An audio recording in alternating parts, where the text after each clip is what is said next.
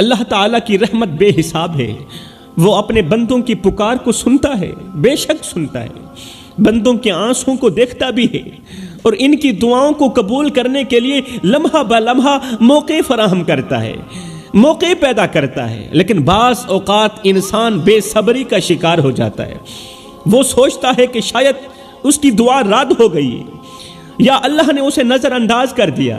انسان سوچنے پر مجبور ہو جاتا ہے، انسان سوچتا ہے کہ شاید میری دعا رد ہو گئی ہے، اللہ تعالیٰ نے مجھے نظر انداز کر دیا یا مجھے ٹھکرا دیا، مگر حقیقت اس کے برعکس ہوتی ہے۔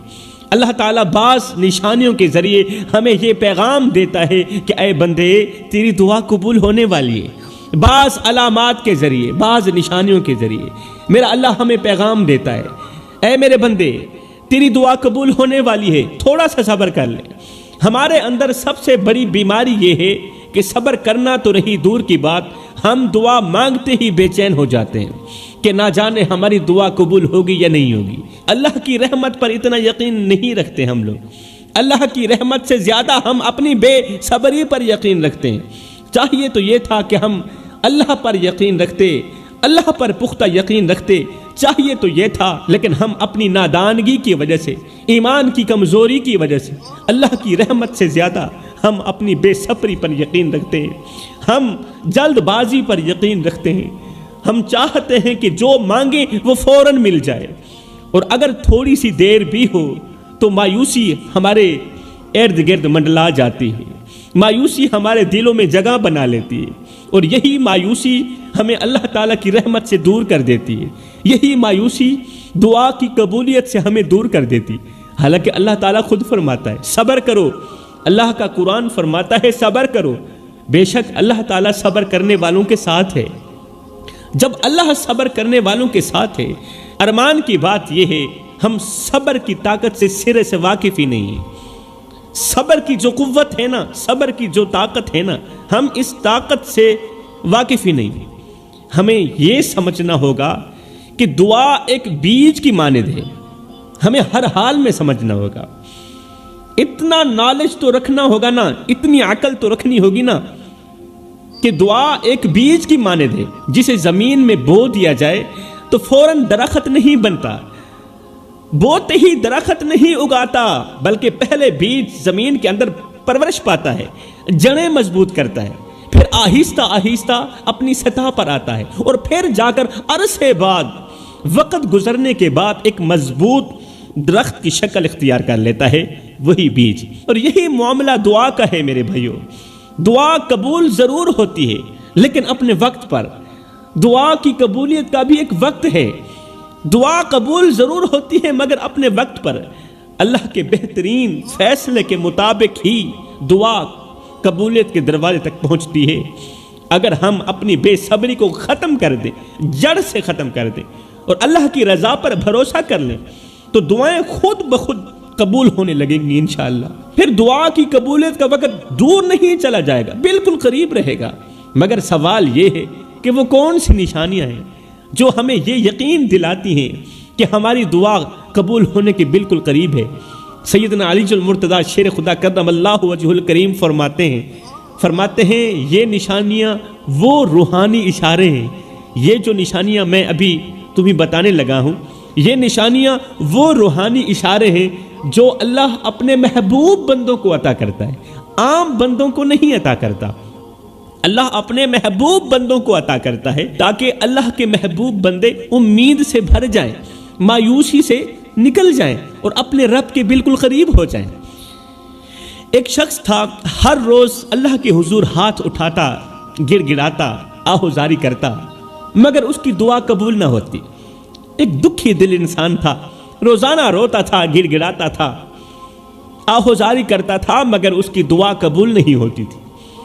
اس کے دل میں ہزاروں امیدیں تھیں، مگر وہ امیدیں جیسے کسی ویرانے میں وہ امیدیں کھو چکی تھیں۔ دن رات وہ شخص دعا کرتا تھا، آنکھوں میں آنسو لیے سجدے میں پڑا رہتا تھا۔ وہ کبھی سوچتا کہ شاید اس کے گناہ بہت زیادہ ہیں، اس نے بہت زیادہ نافرمانیاں کی ہیں، بہت زیادہ غلطیاں کی ہیں۔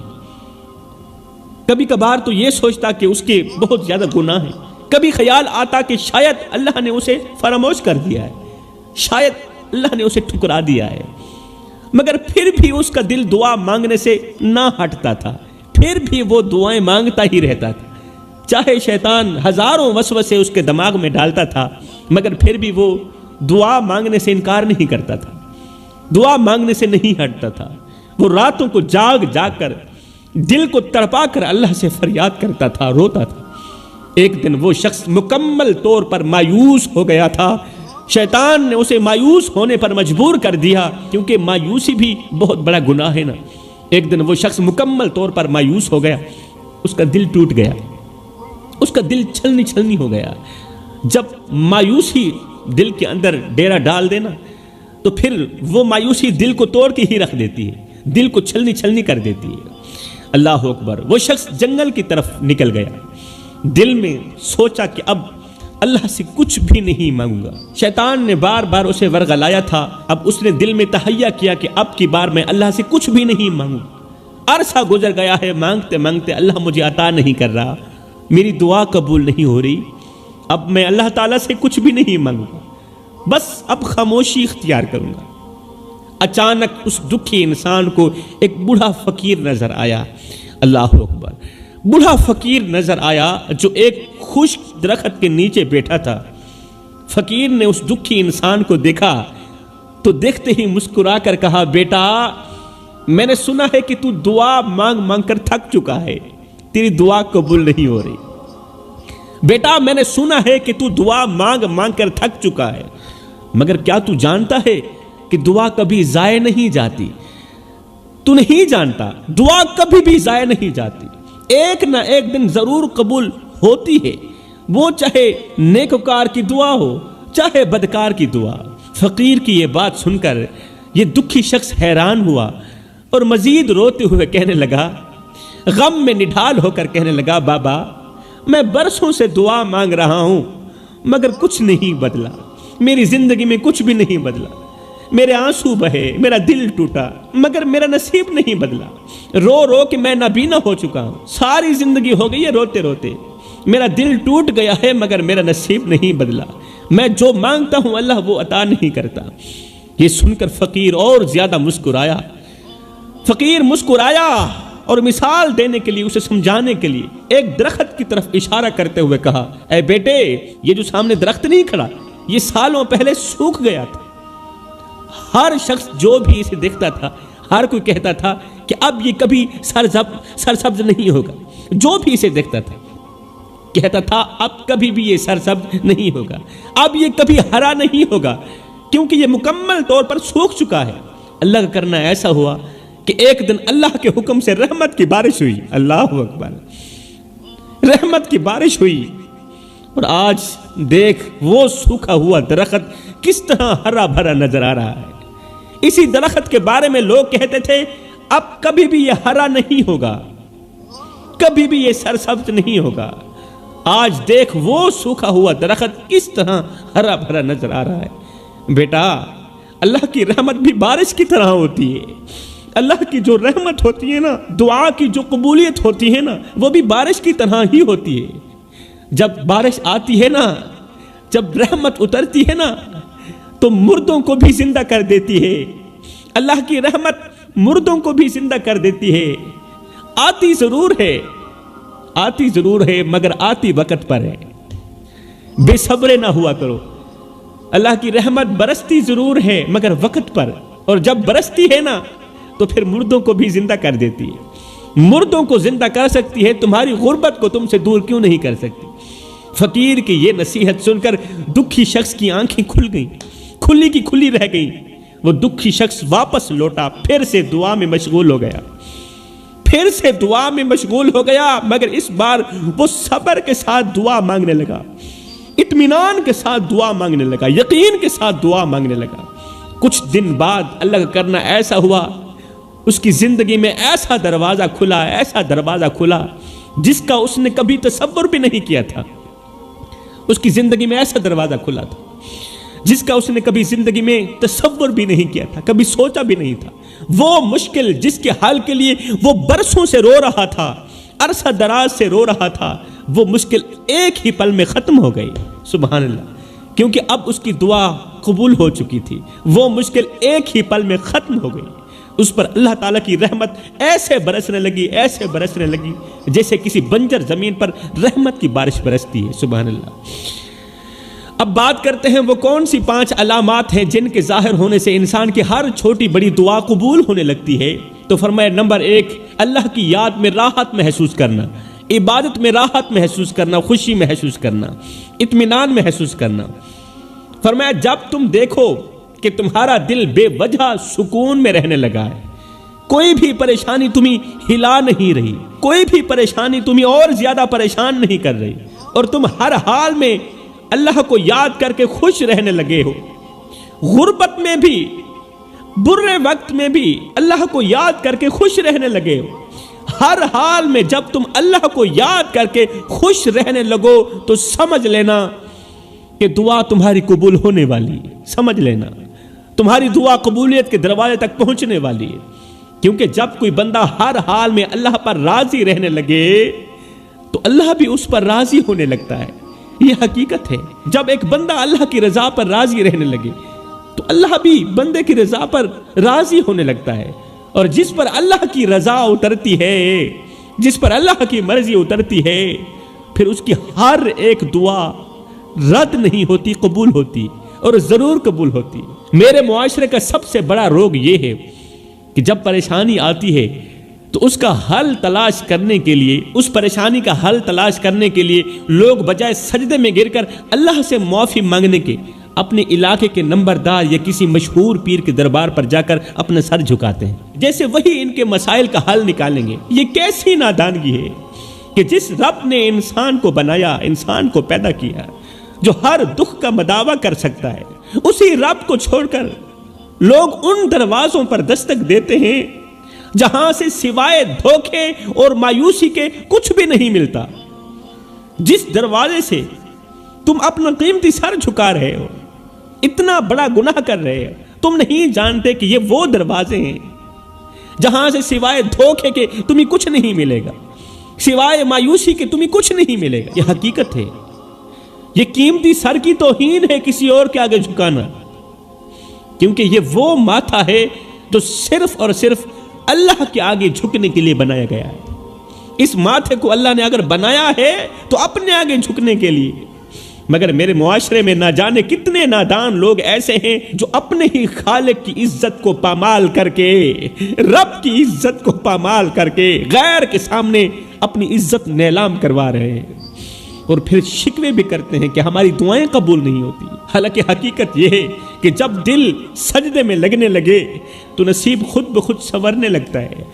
جب دل سجدے میں جھک جائے، سبحان اللہ، ارے پیشانی تو روزانہ جھکتی ہے، سر تو روزانہ جھکتا ہے، جب دل سجدے میں جھکنے لگے تو نصیب خود بخود سنورنے لگتا ہے۔ اور جب بندہ رب کے علاوہ کسی اور سے امید لگانا چھوڑ دے تو اللہ اپنی رحمت کے دروازے اس کے لیے ہمیشہ کے لیے کھول دیتا ہے۔ تو فرمایا نمبر 2، دوسری علامت، جب تم دیکھو کہ دعا مانگنے کے بعد تمہارا دل اللہ کی محبت میں پہلے سے زیادہ کھینچنے لگا ہے، سبحان اللہ، اللہ کی یاد میں، اللہ کی محبت میں تمہارا دل پہلے سے زیادہ کھینچنے لگا ہے اور اللہ کی یاد کی طرف جانے لگا ہے، تمہیں عبادت میں پہلے سے زیادہ لذت محسوس ہونے لگی ہے، اور تمہیں اللہ کے قریب جانے کی شدید تڑپ ہونے لگی ہے، تو سمجھ لو کہ تمہاری دعا کی قبولیت بالکل قریب ہے۔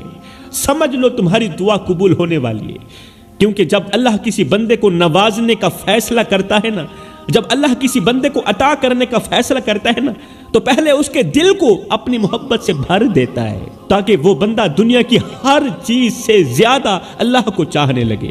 یہی وہ لمحہ ہوتا ہے جب دعا محض ایک درخواست نہیں رہتی بلکہ ایک مضبوط رشتہ بن جاتی ہے۔ آج لوگ دعا کو ایک رسمی عمل سمجھ بیٹھے ہیں، رواج کے طور پر رسمی عمل سمجھ بیٹھے۔ وہ چاہتے ہیں کہ ان کی دعائیں بغیر کسی خلوص اور محبت کے فوراً قبول ہو جائے، خلوص کے بغیر، محبت کے بغیر ان کی دعائیں فوراً قبول ہو جائیں۔ یہ غلط ہے، یہ نہیں ہو سکتا۔ خلوص کے بغیر بھی کوئی دعا قبول ہوئی، محبت کے بغیر بھی کوئی دعا قبول ہوئی؟ ایسے لوگ دعا بھی مانگتے ہیں مگر ساتھ ہی دنیاوی سہارے بھی تلاش کرتے ہیں، جیسے کوئی انسان ان کی تقدیر بدل دے گا۔ جو دعا اللہ کے سامنے سچے تعلق کے بغیر مانگی جاتی ہے نا، وہ ایسے ہی ہے جیسے بے جان مٹی میں بیج ڈالنا۔ یہ حقیقت ہے، جو دعا اللہ کے ساتھ سچے تعلق کے بغیر مانگی جاتی ہے وہ ایسے ہی ہے جیسے بے جان مٹی میں بیج ڈالنا، بیج بونا، جو کبھی درخت نہیں بن سکتا۔ وہ بیج ضائع ہو گیا کیونکہ وہ بیج ڈالا ہی ہم نے بے جان مٹی کے اندر ہے۔ اللہ اکبر، مٹی بیکار تھی، ہم نے اس کے اندر قیمتی بیج ڈال دیا تو وہ ضائع ہی ہوگا نا، وہ کبھی درخت نہیں بن سکتا۔ مگر جو دعا محبت یقین کے ساتھ مانگی جاتی ہے وہ قدرت کے نظام میں حرکت ضرور پیدا کر دیتی ہے، وہ ضرور قبول ہوتی ہے میرے بھائیوں۔ فرمایا نمبر 3، جب تم دیکھو کہ تمہارا دل بے وجہ استغفار کرنے لگا ہے، تم گناہوں سے نفرت محسوس کرنے لگے ہو اور تمہیں نیک اعمال کی طرف کھینچاؤ محسوس ہونے لگا ہے، تو سمجھ لینا، پکا یقین کر لینا کہ تمہاری دعا جلد از جلد قبول ہونے والی۔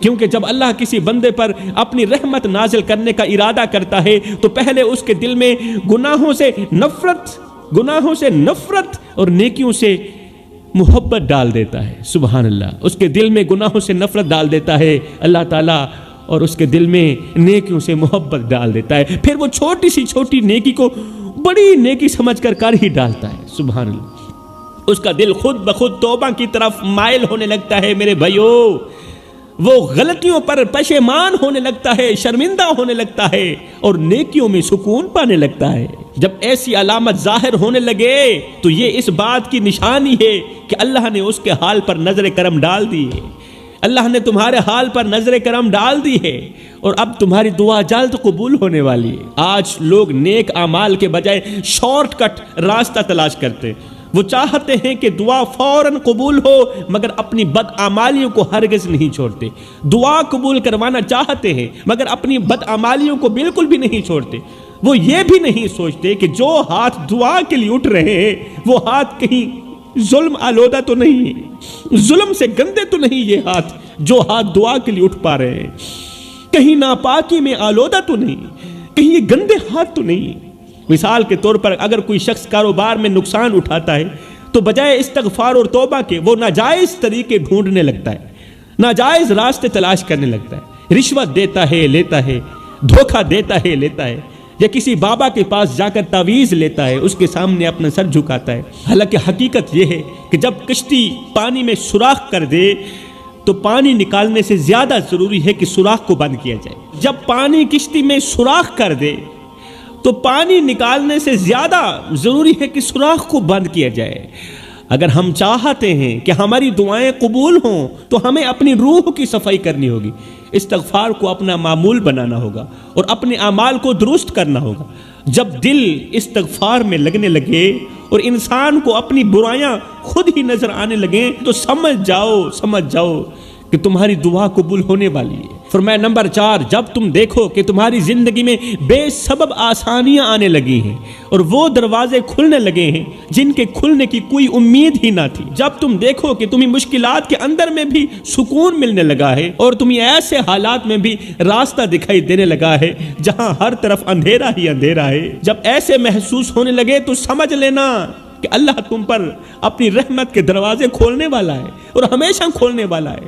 دعا کی قبولیت کی سب سے بڑی نشانی یہ ہوتی ہے میرے بھائیوں کہ بندہ محسوس کرنے لگتا ہے کہ ہر طرف اللہ کی مدد چھپی ہوئی ہے، اس کے لیے ہر طرف اللہ کی مدد چھپی ہوئی ہے میرے لیے، ہر مشکل میں کوئی نہ کوئی آسانی نکل آتی ہے اس وقت، اور پھر ہر رستہ کسی نہ کسی طرح بہتر ہونے لگتا ہے۔ یہ اس بات کا اشارہ ہے کہ اللہ نے تمہاری دعا کو سن لیا ہے۔ میرے معاشرے کی افسوسناک حقیقت یہ ہے کہ لوگ جب آسانیاں دیکھتے ہیں تو اسے اللہ کی رحمت نہیں سمجھتے، آسانیوں کو اللہ کی رحمت نہیں سمجھتے، بلکہ اسے اپنی چالاکی، قسمت یا کسی اور چیز کا نتیجہ سمجھنے لگتے ہیں، مطلب محنت کا نتیجہ۔ ہم نے محنت کی ہے، یہ ہماری قسمت تھی۔ وہ بھول جاتے ہیں کہ جو درخت برسوں سوکھا رہا ہو اگر اچانک ہرا بھرا ہونے لگے تو یہ بارش کی رحمت کا نتیجہ ہوتا ہے، نہ کہ درخت کی اپنی کوشش کا۔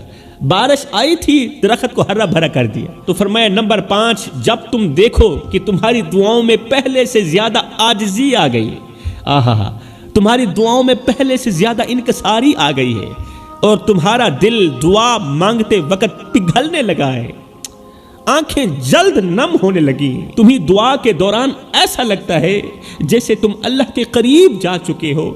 تو یہ واضح علامت ہے، یہ واضح نشانی ہے کہ تمہاری دعا کی قبولیت کا وقت بالکل قریب ہے، تمہاری دعا قبول ہونے والی ہے۔ کیونکہ جب اللہ کسی بندے پر مہربان ہوتا ہے نا تو سب سے پہلے اس کے دل میں ایسی نرمی ڈال دیتا ہے، عاجزی ڈال دیتا ہے کہ وہ بندہ دعا میں رونے لگتا ہے، خون کے آنسو بہانے لگتا ہے، پھر وہ خود کو اللہ کے سامنے کچھ بھی نہیں سمجھتا۔ عاجزی میرے اللہ کو بہت زیادہ پسند ہے۔ تو فرمایا جب یہ 5 علامات، 5 نشانیاں ظاہر ہونے لگیں تو سمجھ لینا، پکا یقین کر لینا کہ تمہاری دعا جلد از جلد قبول ہونے۔ رسول کریم صلی اللہ علیہ وآلہ وسلم کی زندگی کا ایک ایسا واقعہ بھی ہے جو انسانوں کے دلوں کو جھنجھوڑ کے رکھ دیتا ہے۔ وہ دل چاہے کتنے ہی سخت کیوں نہ ہو، وہ دل چاہے کتنے ہی پتھر کیوں نہ ہو، یہ واقعہ ان پتھر دلوں کو پگھلا کے رکھ دیتا ہے۔ لیکن افسوس میرے بھائیوں، آج کے دور کی سب سے کڑوی حقیقت یہ ہے، آج کے دور کا سب سے کڑوا سچ یہ ہے کہ ہمارے دل اس قدر سخت ہو چکے ہیں، اس قدر پتھر بن چکے ہیں کہ نہ آنکھیں نم ہوتی ہیں اور نہ ہی ہمارے دل کانپتے ہیں، نہ آنکھیں روتی ہیں اور نہ ہی دل لرزتے ہیں۔ اگر آج ہمارے دل پتھر نہ ہوتے تو غریب اللہ کے دربار میں اپنی غربت کا شکوہ نہ کرتے، بلکہ ہم ان کے دردوں کو محسوس کرتے، غریبوں کا سہارا بنتے، ان کے دکھوں کو اپنے دکھڑے سمجھتے، ان کے دردوں کو اپنے درد سمجھتے۔ اگر ہمارے دل پتھر نہ ہوتے تو یتیم بچے بھوکے پیٹ رات نہ گزارتے، بھوکے پیٹ ہرگز نہ سوتے، اور نہ ہی ان کے آنسو ہماری بے حسی کا ماتم کرتے۔ اگر ہمارے دل پتھر نہ ہوتے تو ماں باپ اپنی اولاد کی سنگ دلی پر آنکھیں نم کر کے ہرگز نہ سوتے، رو کر ہرگز نہ سوتے۔ اگر ہمارے دل موم ہوتے تو ہم اپنی بہنوں کی عزت کو پامال ہوتے دیکھ کر خاموشی ہرگز اختیار نہ کرتے۔ اگر ہمارے دل زندہ ہوتے تو زخمی انسان سڑک پر تڑپتا ہرگز نہ دیکھتے، اور نہ ہی ہم بے حسی کے ساتھ انہیں نظر انداز کر کے گزرتے۔ اگر ہمارے دل زندہ ہوتے تو ہماری دولت دوسروں کی بھوک مٹانے کے لیے ضرور استعمال ہوتی۔ اگر ہمارے دل زندہ ہوتے تو، اگر ہمارے دل موم ہوتے تو ہماری دولت، ہماری جائیداد غریبوں کی بھوک مٹانے کے لیے ضرور استعمال ہوتی، ہر حال میں استعمال ہوتی۔ اگر آج ہمارے دل واقعی زندہ ہوتے، واقعی زندہ ہوتے تو قرآن کی ہر ایک آیات ہمارے دلوں کو چیر دیتی۔ اگر ہمارے دل زندہ ہوتے تو قرآن کی ہر چھوٹی بڑی آیات ہمارے دل کو چیر کے رکھ دیتی ہے۔ لیکن آج ہم نے اپنے دل کو اس قدر سخت بنا لیا ہے، ہم نے اپنے دلوں کو اس قدر پتھر بنا لیا ہے کہ اللہ کی پکڑ کا خوف ہی نہیں رہا، سرے سے خوف اٹھ گیا ہے۔ تو فرمایا رسول کریم صلی اللہ علیہ وسلم کی زندگی کا یہ واقعہ پتھر دلوں کو نرم کر دیتا ہے۔ پوچھا گیا یا رسول اللہ، اگر دل پتھر بن جائیں تو ان پتھر دلوں کو نرم کرنے کا کوئی طریقہ بتا دیں، کوئی نسخہ بتا دیں۔ تو میرے رسول کریم نے فرمایا جب دیکھو کہ تمہارے دل پتھر ہو گئے ہیں، پتھر بن گئے ہیں، تو فرمایا یتیموں کو کھانا کھلانا، مسکینوں کو کھانا کھلانا، یتیموں کے سروں پر شفقت بھرا ہاتھ رکھنا، غریبوں کی مدد کرنا، انشاءاللہ پھر دیکھنا تمہارے پتھر دل موم ہو جائیں گے۔ اور موم دل ہی اللہ تعالیٰ کو بہت زیادہ پسند ہے۔ یہ واقعہ طائف کے سفر کا ہے نوجوانوں۔ جب میرے رسول کریم صلی اللہ علیہ وسلم مکہ میں کفار کے ظلم سے تنگ آ گئے تو طائف کا سفر شروع کیا۔ جب آپ کفار کے ظلم سے تنگ آ گئے نا مکہ کی سرزمین پر، تو میرے رسول کریم نے طائف کا سفر جاری کیا، اس امید پر کہ وہاں کے لوگ اسلام قبول کر لیں اور اللہ کے ہو جائیں۔ لیکن طائف کے سرداروں نے نہ صرف آپ کی بات سننے سے انکار کیا، بلکہ اپنے غلاموں اور بچوں کو میرے رسول کریم صلی اللہ علیہ وسلم کے پیچھے لگا دیا۔ وہ غلام اور بچے میرے رسول کریم صلی اللہ علیہ وسلم پر پتھر برسانے لگے، آپ کو تکلیفیں دینے لگے، آپ کو دکھ دینے لگے، آپ کو درد دینے لگے۔ پتھروں کی بارش اتنی شدید تھی، ان غلاموں نے، ان بچوں نے اس قدر پتھروں کی بارش برسائی، یہ پتھروں کی بارش اس قدر شدید تھی کہ میرے رسول کریم صلی اللہ علیہ وسلم کی نالین مبارک خون سے بھر گئی اور جسم مبارک زخموں سے چور ہو گیا، تھکن کی وجہ سے، درد کی وجہ سے۔ میرے کریم نبی ایک باغ کے سائے میں جا بیٹھے، ایک باغ تھا، باغ کے سائے میں جا بیٹھے۔ اتنے میں اللہ کے حکم سے حضرت سیدنا جبریل علیہ السلام رسول کریم صلی اللہ علیہ وسلم کی خدمت میں حاضر ہوئے اور عرض کی، یا رسول اللہ، اگر آپ حکم دیں تو میں ان پہاڑوں کو ان ظالموں پر گرا دوں جنہوں نے آپ پر طرح طرح کے ظلم کیے ہیں۔ یا رسول اللہ، میں وہ جبریل ہوں جس نے اللہ کے حکم سے فرعون کے تخت کو خاک میں ملا دیا، میں وہ جبریل ہوں جس نے نمرود کا تکبر اور فخر چکنا چور کر دیا۔ یا رسول اللہ، میں وہ جبریل ہوں جس نے قوم عاد کی سرکشی کو ان کے عبرت ناک انجام تک پہنچا دیا، میں وہ جبریل ہوں جس نے قوم لوط کی بستی کو آسمان تک اٹھا کر پھر زمین پر پٹک دیا، الٹ دیا۔ یا رسول اللہ، میں وہ جبریل ہوں جس نے سمندر کے پانیوں کو پھاڑ کر بنی اسرائیل کے لیے راستہ بنایا، جس نے سمندر کے پانی کو پھاڑ کر حضرت موسیٰ علیہ السلام کے لیے راستہ بنایا اور موسیٰ علیہ السلام کے دشمنوں کو اسی پانی کے اندر غرق کر دیا۔ یا رسول اللہ، میں وہ جبریل ہوں جو اللہ کے حکم سے پوری زمین کو الٹ سکتا ہے۔ اللہ نے میں جبریل کو اس قدر طاقت دی ہے، اس قدر قوت دی ہے کہ میں ایک سیکنڈ کے اندر اللہ کی دی ہوئی طاقت سے پوری زمین کو الٹ سکتا ہوں، اور یہ پہاڑ میرے سامنے کیا ہے؟ اور آج اگر آپ اجازت دیں یا رسول اللہ، آج اگر آپ اجازت دیں تو یہ پہاڑ ان ظالموں پر گرا دوں جن ظالموں نے آپ پر طرح طرح کی ظلم کی، آپ کو پتھر مارے، آپ کو گالیاں دی۔ اللہ اکبر۔ جبریل علیہ السلام کی یہ بات سن کر رسول کریم صلی اللہ علیہ وسلم نے دعا کے لیے ہاتھ اٹھائے۔ سبحان اللہ۔ رسول کریم نے دعا کے لیے ہاتھ اٹھائے، صحابہ کرام کے چہروں پر خوشی کے آثار نمایاں ہونے لگے، صحابہ کرام خوش ہونے لگے اور وہ دل ہی دل میں خوشی سے ایک دوسرے کو دیکھنے لگے اور سوچنے لگے، صحابہ کرام سوچنے لگے کہ ابھی اللہ کے رسول دعا کریں گے اور ظلم کرنے والے اپنے انجام کو پہنچ جائیں گے، ابھی ہم ظالموں کی تباہی کا منظر دیکھیں گے اپنی آنکھوں سے، ابھی اللہ کا ترازو انصاف پر اترے گا اور حق و باطل کا فیصلہ ہو جائے گا۔ کیونکہ حضور کے صحابہ جانتے تھے، صحابہ کرام جانتے تھے کہ اللہ کے رسول صلی اللہ علیہ وسلم جو بھی دعا مانگتے ہیں وہ فوراً پوری ہوتی ہے، وہ فوراً ہی قبولیت کے دروازے تک پہنچتی ہے۔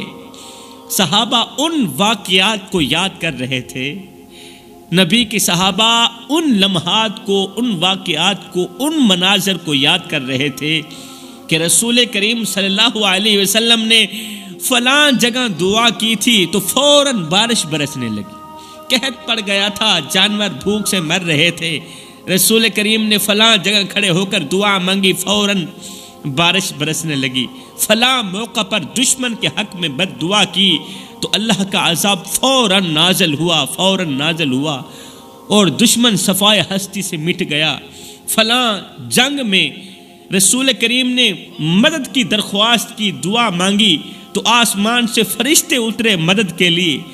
اب صحابہ اس لمحے کے منتظر تھے، اس لمحے کے منتظر تھے کہ جب ظالموں کا نام و نشان مٹنے والا تھا اور حق کا پرچم بلند ہونے والا تھا، کہ ابھی اللہ کے رسول دعا کریں گے اور سب ظالم صفائے ہستی سے مٹ جائیں گے، سب ظالم صفائے ہستی سے مٹ جائیں گے، میرے نبی کو دکھ دینے والے، میرے نبی کو درد دینے والے صفائے ہستی سے مٹ جائیں گے، جہنم واصل ہو جائیں گے۔ ابھی رسول کریم دعا کریں گے، لیکن میری قوم کے نوجوانوں، جیسے ہی رسول کریم صلی اللہ علیہ وسلم کے لبوں سے الفاظ نکلے، جیسے ہی کریم آقا کے لبوں سے الفاظ نکلے، وہ الفاظ سن کر سب تمام صحابہ حیران رہ گئے، اور خود حضرت جبریل علیہ السلام بھی حیران رہ گئے۔ تمام صحابہ یہ الفاظ سن کر حیران رہ گئے، اللہ کے نوری فرشتے حیران رہ گئے۔ وہ کون سا جملہ تھا، وہ کون سے الفاظ تھے؟ بجائے بد دعا کرنے کے میرے رسول کریم نے فرمایا، یا اللہ میری قوم کو معاف کر دے، رب حب لی امتی، اللہ میری امت کو معاف کر دے، انہیں ہدایت دے، کیونکہ یہ نادان ہیں، یہ نادان ہیں، یہ ان پڑھ ہیں، یہ نہیں جانتے کہ ہم کیا کر رہے ہیں۔ ہائے ہائے، اللہ میری قوم کو معاف کر دے۔ تو معاف نہیں کرے گا تو کون معاف کرے گا؟ پتھر کھا کر بھی قوم کی مغفرت کے لیے دعا مانگ رہے ہیں۔ یہ سن کر صحابہ کرام کے دل کانپ گئے، ان کی آنکھیں آنسوں سے بھر گئیں، اور صحابہ کرام سمجھ گئے کہ یہ صرف اللہ کے نبی کا ہی ظرف ہو سکتا ہے، جو اس قدر اذیت سہنے کے باوجود بھی، اس قدر تکلیف سہنے کے باوجود بھی اپنے دشمنوں کے لیے عذاب نہیں مانگتے بلکہ ہدایت کی دعا مانگتے ہیں۔ سبحان اللہ، یہ وہ لمحہ تھا جس نے سب کو یہ سبق دیا، ہر چھوٹے سے لے کر بڑے انسان کو، ہر چھوٹے سے لے کر بڑے امتی کو یہ سبق دیا کہ انتقام سے بڑا ہتھیار معافی ہے، انتقام سے بڑا ہتھیار، بڑی تلوار معافی ہے، اور عذاب سے بڑی طاقت اللہ کی رحمت ہے۔ سبحان اللہ۔ میرے بھائیوں، ہمارے نبی نے غیروں کو اپنا بنایا، ہمارے نبی نے غیروں کو اپنا بنایا، انہیں محبت، شفقت اور رحمت سے اپنے قریب کیا، لیکن افسوس آج ہم نے تلخ رویوں کی وجہ سے اپنوں کو غیر بنا دیا۔ ہمارے نبی نے دشمنوں کے دل محبت سے جیت لیے، دشمنوں کے دل، مخالفین کے دل محبت اور پیار سے، نرمی سے جیت لیے، لیکن ہم نے اپنوں کے دل نفرت اور کدورت سے زخمی کر دیا۔ ہمارے نبی پتھر دلوں کو موم کر کے انسانیت کا سبق دیتے تھے، پتھر دلوں کو موم کر کے انسانیت کا سبق دیتے تھے، اور ہم نرم دلوں کو اپنے سخت رویوں سے پتھر بنا رہے ہیں، نرم دلوں کو بھی پتھر بنا رہے ہیں۔ رسول کریم نے دشمنوں کو معاف کیا، دشمنوں کو، مخالفین کو، پتھر مارنے والوں کو معاف کیا، مگر ہم اپنے قریبی رشتہ داروں کو، قریبی رشتوں کو نفرت اور انا کی بھینٹ چڑھا رہے ہیں۔ وہ اپنے بدترین مخالفوں کے لیے دعا کرتے تھے، میرے رسول کریم اپنے دشمنوں کے لیے دعا کرتے تھے، بھلائی مانگتے تھے، اور ہم اپنوں کے لیے بد دعائیں کرتے ہیں۔ میرے بھائیوں، ذرا سوچو، ہم نے اپنے رویے سے کتنے دل توڑے ہیں، اپنے کردار سے، اپنے ہاتھوں سے، اپنی زبان سے، اپنی آنکھوں سے کتنوں کے دل توڑے ہیں، کتنے رشتے ختم کیے ہیں ہم لوگوں نے۔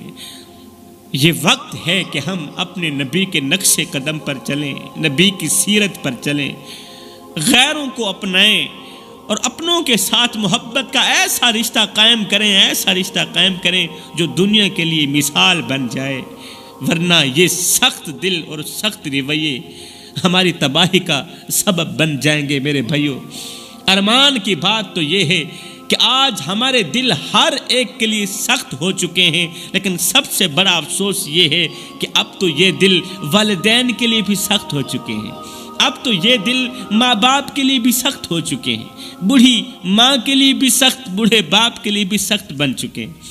والدین جنہوں نے ہمیں گود میں سنبھالا، اپنی نیندیں قربان کر کے ہمیں پلایا، آج انہی والدین کے لیے ہمارے دلوں میں جگہ نہیں، وہ والدین خیرات مانگتے ہیں، بھیک مانگتے ہیں، اپنے دل میں نہ صحیح گھر کے کسی ایک کونے پر تو ہمیں رہنے کی جگہ دے دو نا، وہ ہم سے بھیک مانگ رہے ہیں، دل میں جگہ نہ دو، ہم نے دل میں جگہ تو نہیں مانگی، گھر کے کسی ایک کونے پر تو رہنے کی جگہ دے دو نا، لیکن ہم نادان گھر کا کوئی پرانا کونا بھی والدین کو دینا گوارا نہیں کرتے، والدین کے رہنے کے لیے گھر کا کوئی پرانا سا کونا بھی دینا گوارا نہیں کرتے، چھوٹا سا کونا بھی دینا گوارا نہیں کرتے۔ میرے بھائیوں، میرے رسول کریم صلی اللہ علیہ وسلم نے والدین کے بارے میں فرمایا تھا، والدین کے بارے میں میرے رسول کریم نے فرمایا تھا کہ والدین کے سامنے اف تک نہ کہو، مطلب کہ اونچی آواز میں تو بات ہی نہیں کرنی، اگر کہو گے تو اللہ ناراض ہو جائے گا، جب اللہ ناراض ہو گیا تو پھر تمہاری کوئی بھی عبادت کسی کام کی نہیں، پھر تمہاری نماز بھی کسی کام کی نہیں، پھر تمہارا روزہ کسی کام کا نہیں، پھر تمہارا کیا گیا حج کسی کام کا نہیں، ساری زندگی سجدوں پہ سجدے کرتے رہو۔ اگر والدین کو ناراض کیا ہے تو اس وقت تک اللہ راضی نہیں ہوگا جب تک والدین راضی نہیں ہوں گے، اور اگر اسی ناراضگی کے دوران والدین مر گئے تو کس سے معافی مانگو گے؟ کس سے معافی مانگو گے؟ یہ وہ تعلیم ہے جو ہمیں پیار، احترام اور خدمت کا درس دیتی ہے، لیکن آج ہم اس تعلیم کو بھلا چکے ہیں۔ آج جب ہم سوشل میڈیا کھولتے ہیں، موبائل کھولتے ہیں تو دل دہلا دینے والے مناظر دیکھنے کو ملتے ہیں۔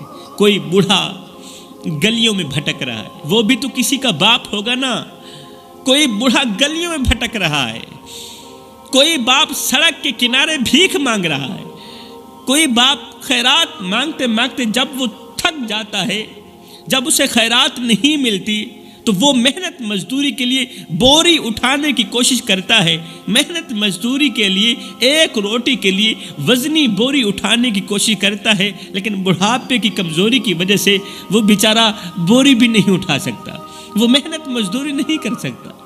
سنو، جب سے ہم نے والدین پر رحم کرنا چھوڑا، جب سے ہم نے والدین پر رحم کرنا چھوڑا، تب سے ہماری زندگی سے سکون، چین و قرار چھین لیا گیا۔ اللہ تعالیٰ نے ہمیں دنیا میں ہی سزا دے دی۔ اللہ ماشاءاللہ میں ہر کسی کی بات نہیں کر رہا، میں اپنی بھی بات نہیں کر رہا، میں آپ لوگوں کی بات بھی نہیں کر رہا، میں ان نافرمان اولاد کی بات کر رہا ہوں جن کی وجہ سے آج بھی ان کے ماں باپ روتے ہیں، پوری پوری رات ان کو نیند نہیں آتی۔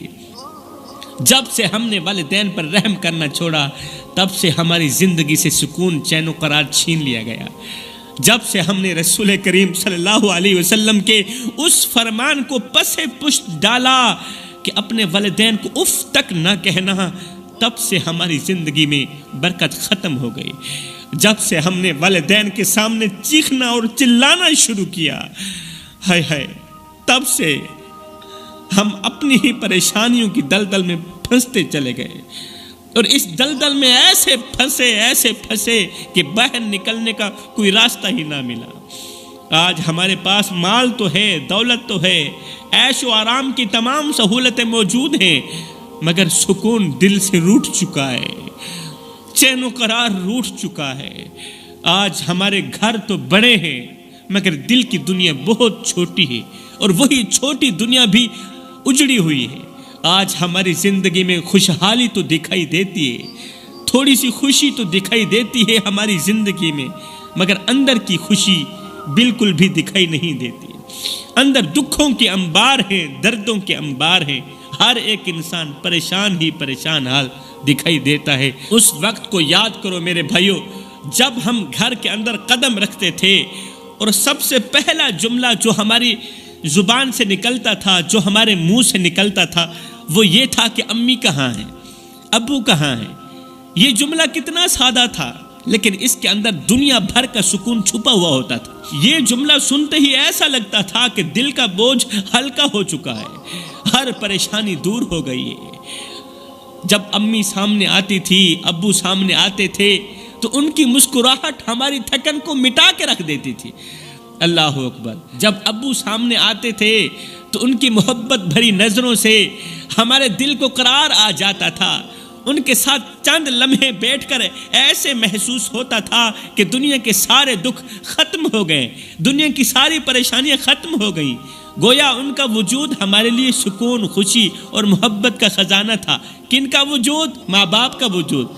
کن کا وجود؟ بوڑھے والدین کا وجود۔ لیکن افسوس، آج ہمارے پاس مال و دولت تو ہے، بڑے گھر تو ہیں، بڑی گاڑیاں تو ہیں، آسائشوں کے انبار ہیں ہمارے پاس، مگر وہ سکون دینے والا جملہ ختم ہو گیا ہے۔ ہمارے پاس اس وقت دنیا جہان کی ہر ایک نعمت موجود ہے، مگر وہ سکون دینے والا جملہ ختم ہو گیا ہے جو ہماری تمام ٹینشنیں ختم کر دیتا تھا۔ جب گھر کے اندر داخل ہوتے ہی ہماری زبان سے بے ساختہ جملہ نکلتا تھا، امی کہاں ہیں، ابو کہاں ہیں؟ آج ہم جب گھر میں داخل ہوتے ہیں تو نہ امی کو پکارنے کی عادت رہ گئی، نہ ابو کو ڈھونڈنے کی عادت رہ گئی۔ وہ سکون، وہ محبت جو اس جملے کے ساتھ جڑی ہوئی تھی کہ ابو کہاں ہیں، امی کہاں ہیں، وہ سکون بھی ختم ہو گیا، وہ محبت بھی ختم ہو گئی۔ آج ہماری زندگی میں سب کچھ ہے، مگر وہ سکون نہیں جو والدین کی موجودگی سے ملتا تھا۔ میرے بھائیوں، یہ وقت ہے کہ ہم اپنے والدین کی قدر کریں، ان کے ساتھ وقت گزاریں، ان کی خدمت کریں، والدین کی نوکری کریں، ان کو وہ محبت اور اپنائیت دیں جو ان کا حق ہے۔ کہیں ایسا نہ ہو کہ کل ہم اس سکون کے لیے ترستے رہ جائیں اور پکارنے کے لیے نہ امی ہو اور نہ ہی ابو ہو۔ اپنے دلوں کو موم کرو اور وہ محبت دوبارہ زندہ کرو، وہ پیار دوبارہ زندہ کرو جو کبھی ان جملوں کے ساتھ جڑا ہوا تھا کہ امی کہاں ہیں اور ابو کہاں ہیں۔